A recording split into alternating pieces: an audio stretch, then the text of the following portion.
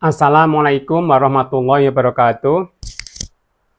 Eh, Pada kesempatan kali ini kita akan mengadakan kuliah ya. Adapun untuk materi kuliah pada hari ini adalah titrasi permanganometri ya. Jadi hari ini kita bicara tentang titrasi ya. Titrasi permanganometri.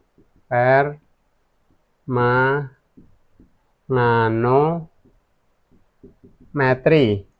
Nah, jadi hari ini kita bicara titrasi permanganometri. Nah, adapun tujuan pembelajaran kita ya, nanti tujuan pembelajarannya ini saya tuliskan ya, tujuan pembelajaran ya, mahasiswa mampu ya, yang pertama itu menuliskan reaksi redoks ya, karena ini permanganometri adalah termasuk titrasi redoks ya. Jadi di sini menuliskan reaksi apa? Reaksi redoks ya, karena ini nanti termasuk reaksi redoks. Kemudian yang kedua, setelah mahasiswa itu mampu menuliskan persamaan reaksi redoks, nanti mahasiswa mampu menghitung bilog. Nah, mampu menghitung bilangan oksidasi ya. Menghitung bilangan oksidasi atau biasa disingkat dengan bilogs. Kemudian yang ketiga, setelah mampu menghitung bilangan oksidasi, nanti mampu menghitung perubahan bilog ya. Ini menghitung perubahan bilog ya. Perubahan bilangan oksidasi. Itu yang ketiga. Kemudian yang keempat, setelah mampu menghitung perubahan bilogs, ini menentukan jumlah elektron yang terlibat ya. Menentukan jumlah elektron yang terlibat ya. Menentukan jumlah elektron yang terlibat. Kemudian setelah mampu menentukan jumlah elektron yang terlibat, yang kelima, menentukan hubungan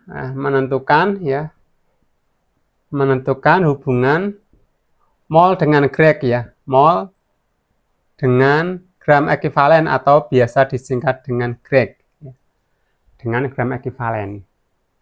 Yang kelima, kemudian yang keenam, menentukan jadi setelah mahasiswa itu mampu menentukan hubungan mol dengan grek, kemudian mahasiswa menentukan bobot ekivalen ya, biasa disesuaikan dengan BE atau ini bobot ekivalen ya, bobot ekivalen. Nah, itu yang keenam. Nah, setelah mahasiswa itu mampu menentukan bobot ekivalen ya, nanti mahasiswa dapat ini ya, membuat larutan standar. Membuat larutan standar. Nah, ya, yang ketujuh membuat larutan standar. Kemudian setelah itu mahasiswa dapat melakukan standarisasi. Nah, ini nanti standarisasi ya. Larutan standar. Jadi karena ada larutan standar yang bukan larutan standar primer ya, nanti harus distandarisasi lebih dahulu. Nah, kemudian yang ketiga, yang kesembilan tentu saja ini menentukan kadar nanti. Nah, tapi itu nanti ya menentukan kadar. Jadi paling tidak kita ada 8. Nah, itu. Nah, kemudian sekarang kita akan memulai ya, dari mana?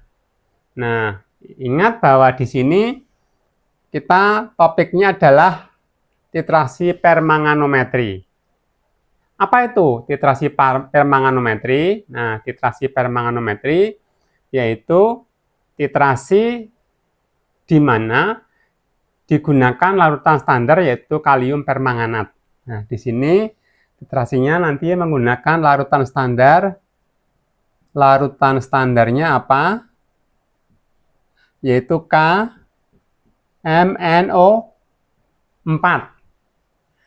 Nanti digunakan larutan standar KMNO4 atau ini biasa disebut dengan kalium permanganat ya. Kalium permanganat. Nah, ini. Nah, jadi di sini kita sudah tahu rumus molekul dari kalium permanganat yaitu KMNO4. Nah, yang pertama mahasiswa nanti kita harapkan ya mampu menuliskan reaksi redoks. Nah, mampu menuliskan reaksi redoks. Bagaimana reaksi redoks untuk kalium permanganat? Nah, kita coba tuliskan ya, kita sudah mulai masuk ke tujuan pembelajaran yang nomor 1 yaitu menuliskan reaksi redoks. Nanti reaksi redoksnya untuk MnO4 itu adalah reaksinya ya. Reaksi itu nanti ini kita ambil ionnya saja ya, yaitu ionnya adalah MnO4 negatif. Jadi untuk sementara kalium kita hilangkan dulu ya, kita tuliskan ionnya ya. Ionnya yaitu MnO4 negatif. Nah, ini menjadi apa? Nanti dalam reaksinya akan menjadi Mn2+. Nah, akan menjadi Mn2+ ya. Nah, di sini jika mahasiswa menuliskan reaksi seperti ini sudah betul, sudah benar ya. Jadi ini reaksinya nanti akan menjadi MnO4 negatif akan menjadi Mn2+. Jadi kalau hanya sampai di sini saja, reaksi ini sudah cukup ya untuk mahasiswa karena dapat menuliskan reaksi redoks. Nah, berikutnya reaksi redoks ini tentu belum sempurna ya, karena nanti di sini kita belum tahu berapa jumlah elektron yang terlibat. Oleh karena itu, yang tujuan pembelajaran nomor 2 adalah mampu menghitung bilangan oksidasi. Mampu menghitung bilangan oksidasi. Nah, sekarang kita hitung bilangan oksidasinya ya. Di sini kita akan menghitung bilangan oksidasi dari Mn. Berapa Mn? Nah, kita dari sini, dari O ya, oksigen itu bilangan oksidasinya selalu -2. Nah, masih ingat aturan bilangan oksidasi yang waktu pertemuan sebelumnya kita sudah bahas ya. Jadi di sini O itu -2 kali 4, -8. Di sini ada -1 ya, berarti di sini nanti -7, maka untuk Mn ini biloxnya adalah +7. Bilangan oksidasinya +7. Nah, itu +7. Nah, kemudian yang di sebelah kanan, di sini Mn 2+. Berapa bilangan oksidasinya? Nah, di sini karena ion monoatom, maka bilangan oksidasinya adalah sesuai dengan muatannya, yaitu +2. Nah, +2, maaf. Ini +2, kita hapus. +2, nah, masih ingat ya, di kuliah sebelumnya. Nah, di sini mampu menghitung bilangan oksidasi. Nah, sampai di sini sudah betul. Mahasiswa sudah betul, yaitu tujuan pembelajaran nomor 2 adalah mampu menghitung bilangan oksidasi. Sebelah kiri Mn adalah 17, sebelah kanan Mn 12 atau +2. Nah, berikutnya kita akan menuju ke tujuan pembelajaran nomor 3. Apa itu? Yaitu menghitung perubahan bilangan oksidasi. Nah, tentu ini tujuan pembelajaran yang mudah ya, karena kita hanya menghitung perubahan bilangan oksidasinya. Kita lihat di sini, di sebelah kiri Mn biloxnya +7, di sebelah kanan Mn bilangan oksidasinya +2. Berapa perubahannya? Nah, perubahannya adalah 5 ya.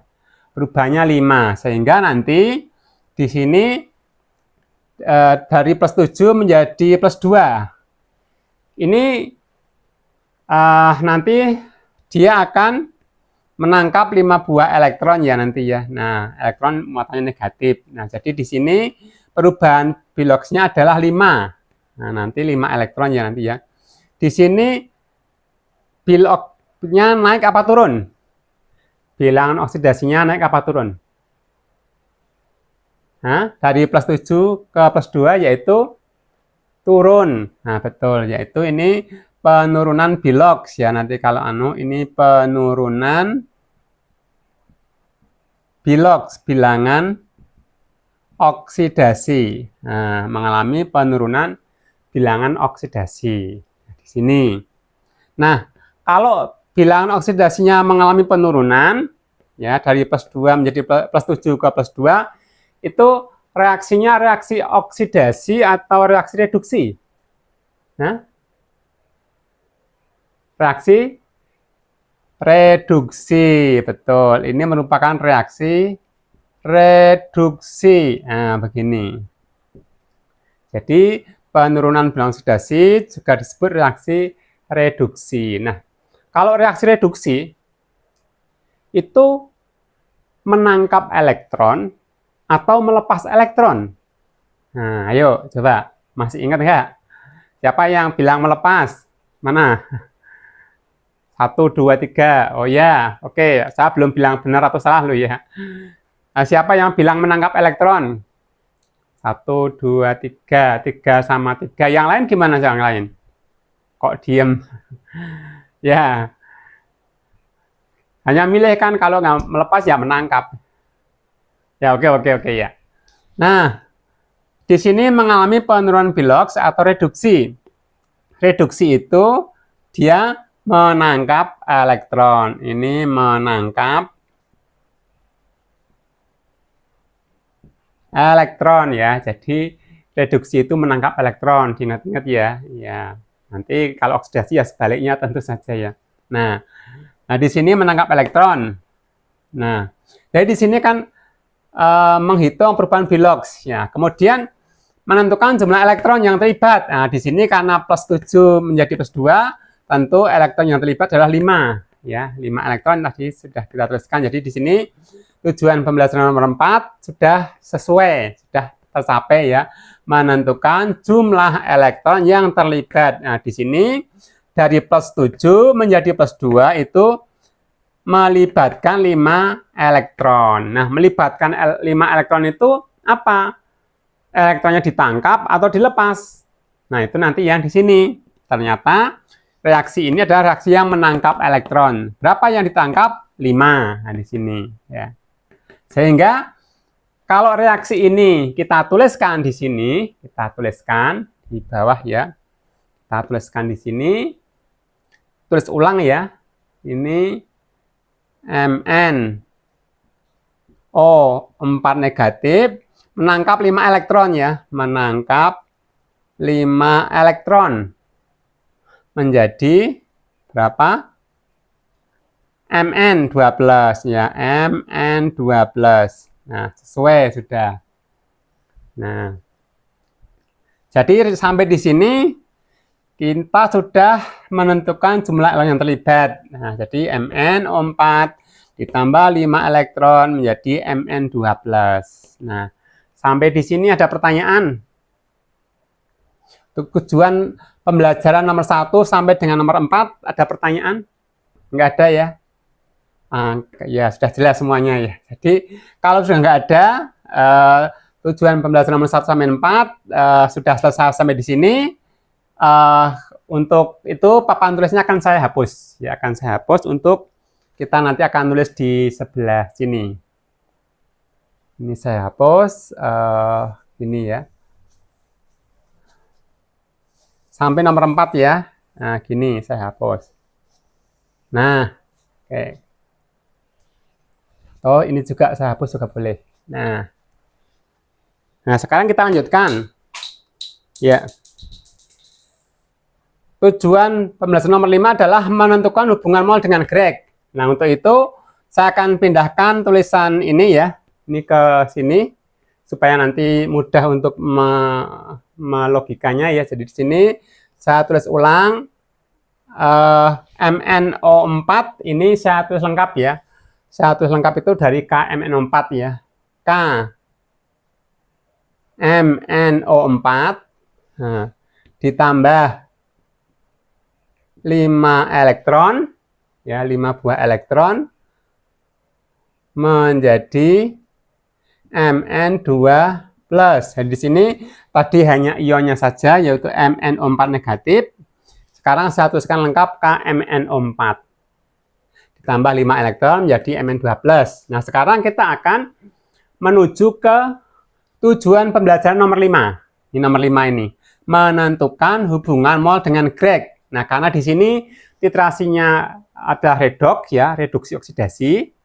Nah, maka kita harus menentukan 1 mol KMnO4 itu berapa gram ekivalen, berapa Greg. Nah, maka dari sini hitungnya ya. Di sini koefisien KMnO4 itu 1, koefisiennya elektron 5. Jadi di sini 1, cuman tidak ditulis ya, 1, sini 5. Maka setiap 1 mol KMnO4, setiap 1 mol KMnO4 nanti melibatkan 5 mol elektron. Nah, setiap 1 mol KMnO4 melibatkan 5 mol elektron atau setara ya, ini sama dengan setara ini. Karena di sini koefisiennya 1, ini koefisiennya 5. Ingat bahwa perbandingan koefisien di dalam persamaan reaksi itu adalah perbandingan mol. Ya, waktu di kimia dasar masih ingat ya. Perbandingan koefisien dalam reaksi persamaan reaksi merupakan perbandingan mol. Jadi kalau di sini 1, di sini E-nya 5, maka 1 mol KMnO4 setara dengan 5 mol elektron. Tuh. Nah, kemudian pada pertemuan sebelumnya, setiap 1 mol elektron adalah 1 gram ekivalen ya. Jadi waktu kuliah sebelumnya itu kan masih ingat ya, 1 gram ekivalen itu sama dengan 1 mol elektron. Untuk ekivalensinya ya, 1 Greg sama dengan 1 mol elektron. Nah, gini. Ini angka 1 ya. Nah, ini angka 1, ini angka 1. Nah, 1 Greg sama dengan 1 mol elektron, sehingga kalau di sini 5 mol elektron berarti sama dengan 5 Greg. Ini ya, ini setiap 1 mol KMnO4 nanti setara atau sama dengan ya 5 gram ekivalen atau 5 Greg. Nah, dari sini hubungan mol dengan Greg sudah ditentukan. Jadi ini tujuan pembelajaran nomor 5 ya. Menentukan hubungan mol dengan Greg. Nah, ini sudah. Setiap 1 mol KMnO4 itu 5 Greg. Nah, nanti ini sebagai faktor konversinya. Untuk titrasi permanganometri, ini saya kotakin ya. Supaya ingat ya. Nah, sampai di sini ada pertanyaan? Ada pertanyaan sebelum kita lanjut? Nggak ada? Ya, mudah dipahami ya. Ya, oke, mudah dipahami. Nah, sekarang kita akan menentukan menuju ke tujuan pembelajaran nomor 6. Apa nomor 6? Menentukan BE. BE itu apa? Bobot ekuivalen. Nah, jadi berapa bobot ekuivalen dari KMnO4? Nah, ini untuk bobot ekuivalennya kita akan coba hitung. Jadi, apa itu bobot ekuivalen?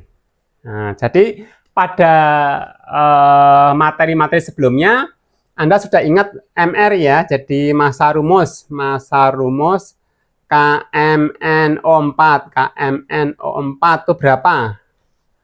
Massa rumus KMnO4 itu sama dengan 158. 158 ya.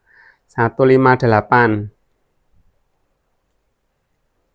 Nah, apa artinya massa rumus KMnO4 158? Itu sama, artinya adalah setiap 1 mol KMNO4 sama dengan 158 gram masanya ya. Jadi setiap 1 mol KMNO4 158 gram. Nah, di sini MR 158 bermakna setiap 1 mol KMNO4 masanya 158 gram. Nah, sekarang bagaimana kalau 1 grek ya, karena di sini 1 mol KMNO4 sama dengan 5 grek, berarti ini kan sama dengan ini saya tulis di bawahnya saja, 1 mol KMNO4 saya ganti 5 grek ya. Jadi di sini 5 grek KMNO4 ya, ini sama dengan 158 gram. Nah, jadi 1 mol saya substitusi dengan 5 grek seperti di sini ya. 1 molnya KMNO4 sama dengan 158 gram. Nah, kalau 1 grek berapa? Di sini saya buat 1 grek. Berarti di sini 158 per 5 gram. Nah, ini sama dengan, kita hitung dengan kalkulator ya. Ini saya sudah siapkan kalkulator. Saya hitung, ternyata sini 31,6 gram. Nah, jadi 1 gram ekivalen untuk KMNO4 sama dengan 31,6 gram. Itu apa artinya? Nah, artinya adalah setiap ini ya, sekian gram itu merupakan bobot ekivalen. Nah, inilah yang dinamakan dengan BE, bobot ekivalen. Jadi, bobot ekivalennya adalah 31,6. Artinya, setiap 1 gram ekivalen itu nanti masanya 31,6 gram ya. Jadi, kalau ini saya nomor 5 saya hapus ya untuk menuliskan itu. Ini BE-nya, bobot ekivalen dari KMNO4 sama dengan 31,6. Artinya 1 grek itu 31,6 gram. Berarti berat ekivalen KMNO4 sama dengan 31,6 gram. Nah, sampai di sini kita sudah memenuhi tujuan pembelajaran nomor 6. Ya, nomor 6 yaitu menentukan bobot ekivalen dari KMNO4. Nah, jadi sudah jelas ya sampai di sini sudah ketemu. Nah, kita tinggal menuju ke tujuan pembelajaran nomor 7 dan tujuan pembelajaran nomor 8. Nah, sekarang kita akan menghitung nanti yang 7 dan 8 ya. Karena ini cukup panjang, maka akan kita sambung di pertemuan yang berikutnya ya. Untuk ini sampai dengan nomor 6 dulu, yaitu menentukan bobot ekivalen. Saya kira itu untuk pertemuan yang kali ini. Nanti kita sambung lagi di pertemuan yang kedua. Assalamualaikum warahmatullahi wabarakatuh.